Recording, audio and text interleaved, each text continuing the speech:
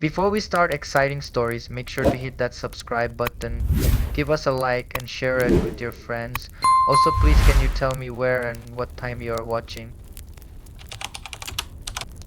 Buried but breathing. The cold January wind bit at my cheeks as we stood gathered around the freshly dug grave. My sister, Eleanor, clutched my arm tightly, her tears staining the sleeve of my coat. We had lost our mother only a week ago, and today was the day we laid her to rest. The weight of her absence felt like a stone pressing down on my chest. The pastor's words were lost to the wind as my eyes fell to the wooden coffin, a harsh reminder of mortality. My mother had always been a resilient woman, full of laughter and life, until her sudden illness took her from us. She was a strong woman, Eleanor whispered, her voice trembling. She wouldn't want us to grieve like this. But grief wasn't something you could turn off like a switch. It seeped into your bones, settling there like an unwelcome guest. As the ceremony ended and the crowd dispersed, I found myself lingering, unable to tear my eyes away from the mound of dirt that now separated us forever. Later that evening, Eleanor and I returned to the family home, an old Victorian house on the edge of town. The house was filled with memories of our mother, her laughter echoing in the hallways, her scent lingering in the air. Yet now it felt emptier than ever. We began sorting through her belongings, a process that was as cathartic as it was heartbreaking. Among her possessions, we found a small, intricately carved wooden box. Inside were letters, photographs, and a peculiar locket that neither of us had seen before. The locket bore an inscription, Semper Vivo, always alive. What do you think it means? Eleanor asked, holding it up to the light. I shrugged, though the Latin phrase sent a strange chill down my spine. Probably some sentimental keepsake, I said, brushing it off. But deep down, I couldn't shake the unease that settled over me. That night, sleep eluded me. The wind howled outside, and the old house creaked and groaned like a living thing. As I lay in bed, staring at the ceiling, a faint sound reached my ears. It was almost imperceptible, like a whisper carried on the wind. Jonathan. I bolted upright, my heart hammering in my chest. The voice was unmistakable. It was my mother's. I told myself it was a trick of the mind, a figment of my grief-stricken imagination. But when I heard it again, louder this time, I couldn't ignore it. Jonathan, help me. I stumbled out of bed and rushed to Eleanor's room. She was awake, her face pale as she clutched the same locket we had found earlier. Did you hear it? She asked, her voice barely above a whisper. I nodded, too shaken to speak. The realization that we both had heard the same voice sent a shiver down my spine. Something was terribly wrong. The next morning we decided to investigate the locket. A local historian, Mr. Grayson, specialized in Victorian artifacts, and agreed to meet us at his shop. As we explained the situation, he listened intently, his eyes narrowing at the mention of the Latin inscription. This locket, he said, examining it closely, was likely used in a burial ritual. Semper Vivo was often inscribed on items meant to preserve the spirit or tether it to this world. Tether? Eleanor asked, her voice trembling. He nodded solemnly. In certain cases, these objects were believed to prevent the soul from moving on, anchoring it to the mortal realm. It's a practice steeped in both superstition and desperation. Eleanor and I exchanged a horrified glance. Could it be that our mother's spirit was trapped, unable to find peace? That night, the whispers grew louder, more insistent. They weren't confined to my room. They echoed throughout the house, filling every corner with a chilling plea for help. Unable to bear it any longer, Eleanor and I decided to return to the cemetery. Armed with flashlights and shovels, we arrived under the cover of darkness. The cemetery was eerily silent, the gravestones casting long shadows under the pale moonlight. We found our mother's grave and began digging, our hands trembling with every scoop of dirt. This is madness, Eleanor muttered, her face pale with fear. But I couldn't stop. The whispers had become screams unbearable and relentless. Finally, our shovels hit wood. We pried open the coffin, and what we saw froze us in place. Inside the coffin, my mother's body lay as we had last seen her. but her chest, it rose and fell with shallow, labored breaths. She was alive. Oh my God, Eleanor whispered, tears streaming down her face. How is this possible? We pulled her out of the coffin, her body cold and rigid but undeniably breathing. Her eyes fluttered open and she gasped, her voice hoarse and barely audible. The locket, she rasped. Destroy it. We rushed back to the house, carrying her frail body with us. Mr. Grace's words echoed in my mind. The locket was a tether, a curse that had trapped her between life and death. Without hesitation, I placed the locket on the fireplace mantel and brought down a hammer. Wait, Eleanor cried, what if this kills her? And what if it frees her? I countered.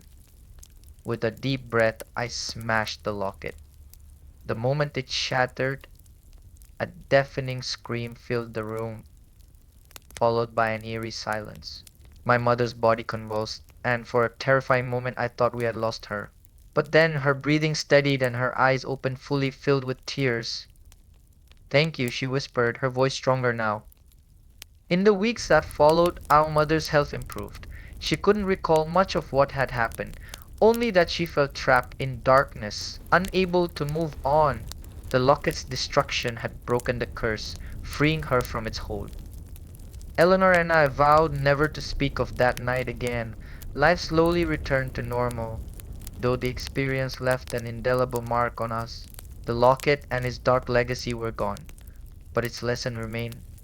Some things are meant to rest, undisturbed and at peace. As for me, I often found myself gazing at the stars, wondering about the thin veil between life and death. And each time I silently thanked whatever force had granted us a second chance to say goodbye. Before start second story, please subscribe my YouTube channel and share it with your friends and family. Through the eyes of the dead. The day I died was surprisingly unremarkable. There was no grand finale, no flash of light, no whisper of a higher power calling me home. I simply ceased to exist in one moment and found myself lingering in the next. At first, I thought it was a dream, a lucid one, where I floated above my lifeless body sprawled on the damp asphalt, surrounded by a crowd of horrified onlookers. But as the minutes turned to hours, I realized that this was no dream. This was my reality. I was dead. The truck driver knelt on the ground, his face pale, hands trembling as he muttered apologies to no one in particular. My body lay crumpled beneath the streetlight, my blood pooling into the cracks of the road. Strangely, I didn't feel anger or sadness. There was just an overwhelming sense of detachment, as if the person lying there was someone else entirely. Then I saw her, Emma. My wife of 10 years, her auburn hair gleaming under the street lamp as she pushed her way through the crowd. She fell to her knees beside my body, her sobs cutting through the murmurs of the gathering. The sight of her broke through my numbness, and a deep ache settled in my chest. Emma, I whispered, though my voice carried no sound. I'm here. She couldn't hear me. She couldn't see me. I reached out, my hand passing through hers like smoke.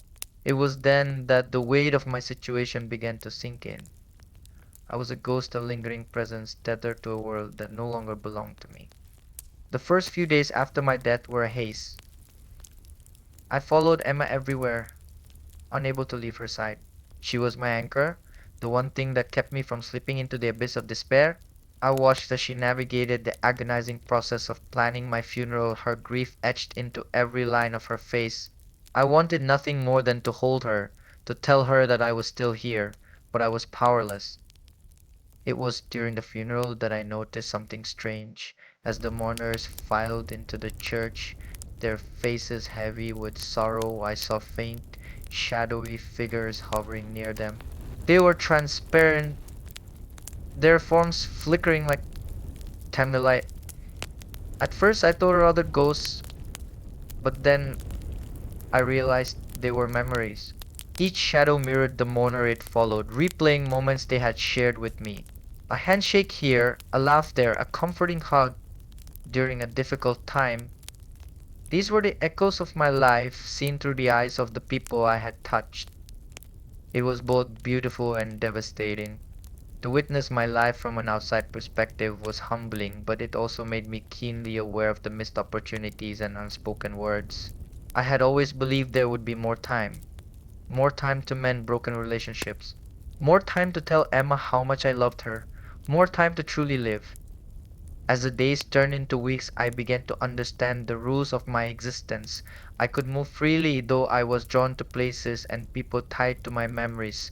The world around me took on a surreal quality, vibrant and alive yet muted by my inability to interact with it. Time felt different too, stretching and bending in ways that made it difficult to keep track. One day, as I wandered aimlessly through the city, I stumbled upon a young girl sitting on a park bench.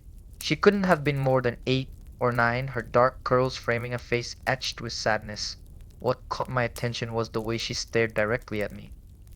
"You're dead," she said matter-of-factly. I froze. "You can see me?" She nodded. "Sometimes, not always. You're the first one who looks like they don't know what to do." Her words stung with their simplicity. "Who are you?" I asked. "My name's Lily," she replied. "I see things other people don't. My mom says it's just my imagination, but I know it's real." For the first time since my death, I felt a glimmer of hope. Maybe Lily could help me. Maybe she could be my voice. Over the weeks that followed, Lily and I formed an unlikely partnership. She became my interpreter, delivering messages to Emma and others on my behalf. At first, Emma was skeptical, dismissing Lily's words as childish.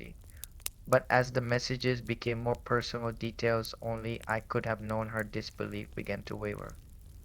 "He said to tell you he's sorry about missing your birthday last year," Lily told Emma one evening. "He was stuck in traffic, but he should have planned better. He says he'd give anything to make it up to you." Emma's eyes filled with tears. "How could you know that?" she whispered. "I didn't," Lily replied. "He told me." Slowly, Emma began to believe. She started leaving notes for me, little scraps of paper tucked into places she thought I might see. "I miss you," one read. Another said, "I forgive you." Each note was a lifeline pulling me back from the abyss. But not everyone was as receptive as Emma. There were others in my life who carried unresolved pain, their memories of me tinged with bitterness or regret. One of them was my estranged brother, David. We hadn't spoken in years, our relationship fractured by a misunderstanding that spiraled out of control. I tried to reach him through Lily, but he dismissed her outright. "I don't believe in ghosts," he said. "And even if I did, what makes you think I'd want to hear from him?" His words cut deep. I had always hoped we'd find our way back to each other, but now it seemed that chance had died with me. Still, I couldn't give up. Through Lily, I began leaving small messages for him, hoping to chip away at his walls. "I'm sorry," I wrote. "I never stopped caring." It took weeks, but eventually David showed up at Emma's doorstep. "I don't know if it's true," he said, his voice rough with emotion. "But if it is, tell him I forgive him."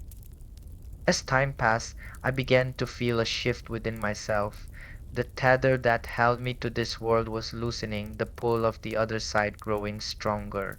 I knew my time was running out.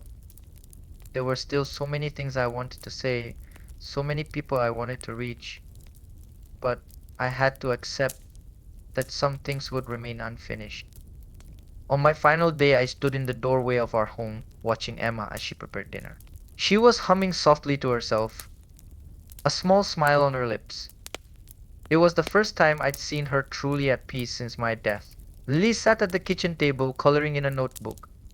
They didn't see me, but that was okay. I knew they'd be okay. "Thank you," I whispered, my voice carried by the wind, "for everything." As the world around me began to fade, I felt a profound sense of peace. My journey was over, but I wasn't afraid. I had seen the beauty of life through the eyes of the dead, and I knew that love, true, unyielding love, would endure beyond the boundaries of existence. And with that, I let go. The last door on the left.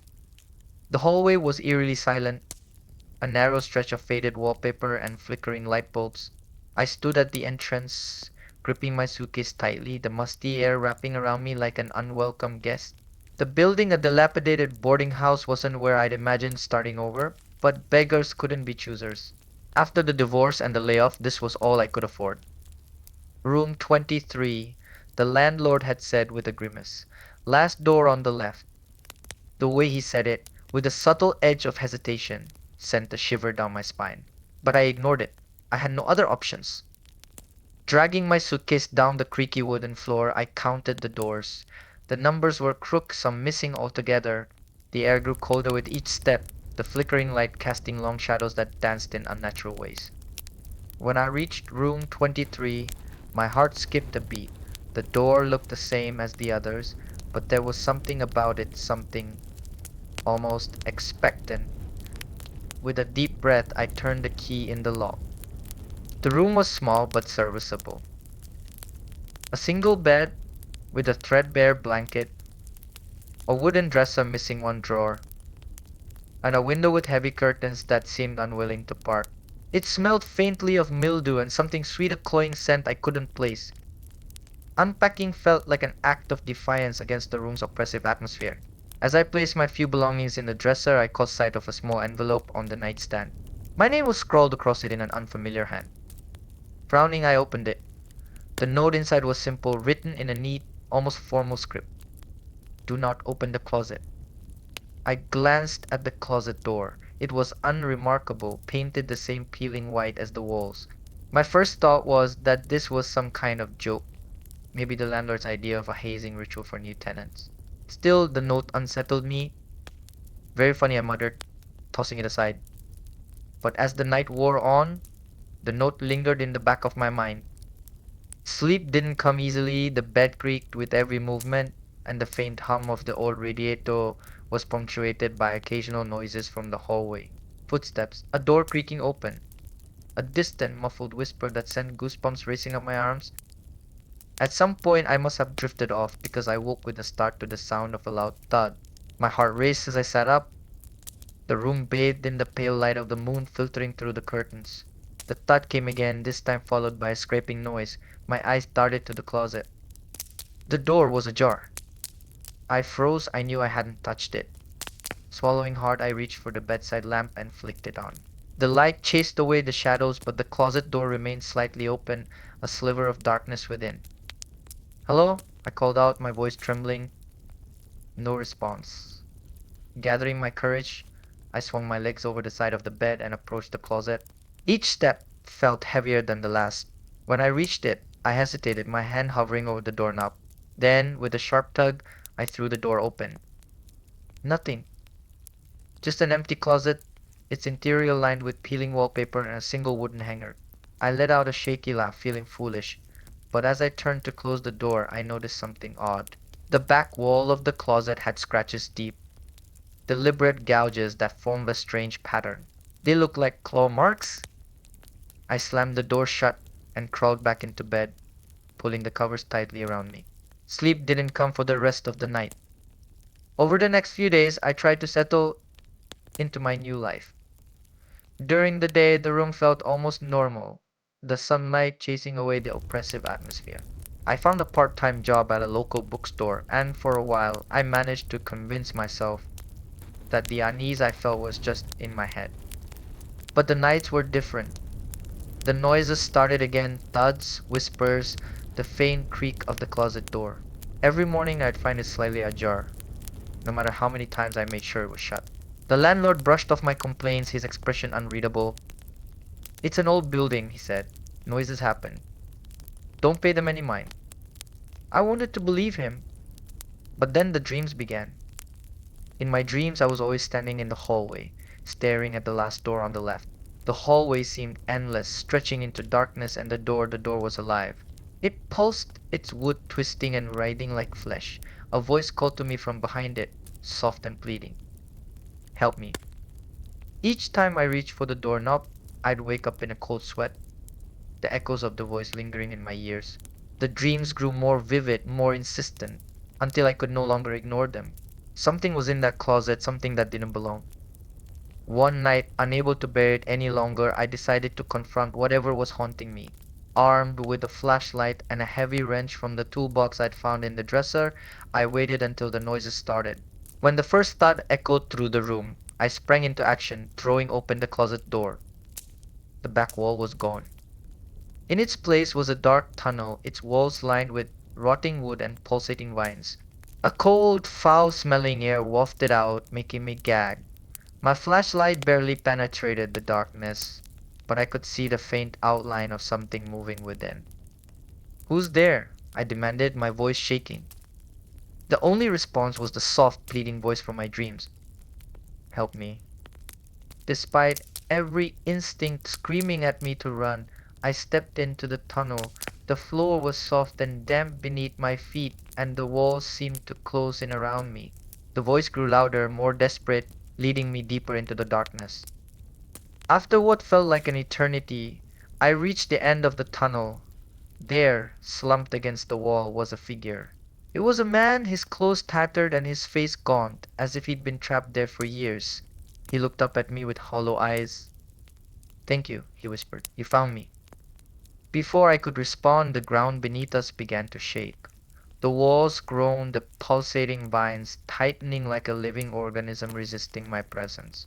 The man's expression turned to fear. "We have to go," he said, his voice urgent. "It won't let us leave." Grabbing his arm, I helped him to his feet, and together we stumbled back through the tunnel. The walls seemed to close in, the darkness pressing against us like a physical force. When we finally burst into my room, I slammed the closet door shut, leaning against it as we both gasped for air. The man, whose name was Daniel, explained that he had been lured to the boarding house years ago by the same voice that had haunted my dreams.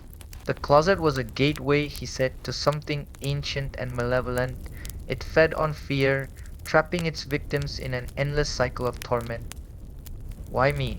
I asked, my voice barely above a whisper. He shook his head. "It doesn't choose. It's just hungry." We knew we couldn't stay. Together we packed our belongings and left the boarding house, never looking back. As we walked into the first light of dawn, I felt an overwhelming sense of relief. The air was crisp and clean, free of the suffocating weight that had plagued me for weeks. Daniel and I parted ways shortly after, but his story stayed with me. I never found out what became of him, nor did I ever return to that cursed building.